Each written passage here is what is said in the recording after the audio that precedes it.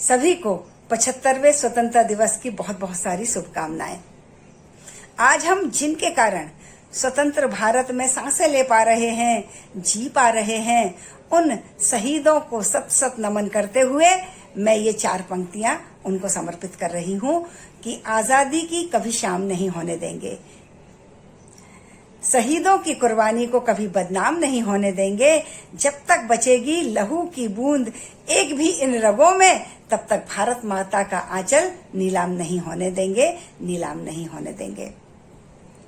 आज हम 75वां स्वतंत्रता दिवस अर्थात आजादी का अमृत महोत्सव मनाने जा रहे हैं। जब अंग्रेजों के विरुद्ध स्वतंत्रता की लड़ाई लड़ी जा रही थी, तब एक और जहां क्रांतिकारी अपनी सोच के साथ अंग्रेजों के अन्याय और अत्याचार के विरुद्ध गोली, बम और बंदूक के माध्यम से स्वतंत्रता की बात करते थे, वहीं गांधी जी के नेतृत्व में अहिंसात्मक आंदोलन के पक्षधर लोग असहयोग एवं सविनय अवज्ञा आंदोलन के माध्यम से अपनी आजादी की लड़ाई जारी रखे हुए थे। इसीलिए देश की आजादी में सभी वर्ग, सभी आयु, सभी विचारधारा के लोगों का बराबर योगदान रहा है। तब जाकर हमें आजादी मिली। पर हम ये कह सकते हैं कि हमें खंडित आजादी मिली। देश के 3 टुकड़े हुए, 2 टुकड़ा पाकिस्तान, एक पूर्व की तरफ और एक दूसरा पश्चिम की तरफ। पूर्व वाला हिस्सा बाद में बांग्लादेश बना। पाकिस्तान पश्चिम में अभी भी है। जिन शहीदों ने बलिदान दिया, जेल गए, गोली खाई, फांसी पर चढ़े, उन्होंने खंडित भारत की कभी कल्पना भी नहीं की होगी। लेकिन आज बहुत बड़ा कड़वा सच है कि भारत खंडित हुआ। धर्म के आधार पर, मजहब के आधार पर, संप्रदाय के आधार पर विभाजित हुआ भारत आज भी उस दंश को झेल रहा है। आज हमारे लिए सांप्रदायिक सद्भाव दूर की कोणी जैसा दिखता है। इसीलिए हम लोगों को एकजुट होकर अपने मनोभाव से, सद्भाव से अपने देश को प्राथमिकता देते हुए ही आगे बढ़ना है।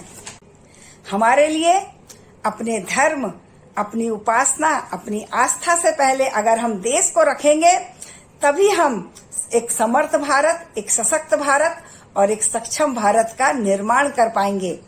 आज स्वतंत्रता दिवस के अवसर पर मैं यही कहना चाहूंगी कि अगर हमको देश को विश्व गुरु के रूप में देखना है, तो हमें आपसी मतभेदों को भुलाकर, अपने अपने निजी विचारों को छोड़कर राष्ट्र प्रेम प्रथम है, इस भाव से आगे बढ़ना पड़ेगा।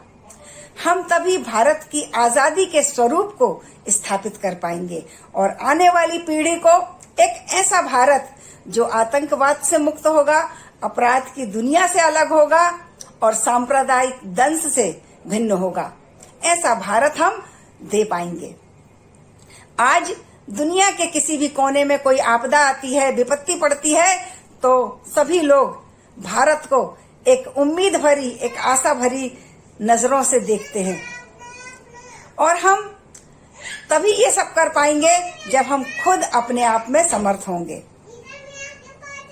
इसीलिए समर्थ भारत, आत्मनिर्भर भारत, स्वस्थ भारत बनाने के लिए हम सबको आपसी मतभेदों को भुलाकर साझेदारी से अपने देश को एकजुट होकर आगे बढ़ाना है।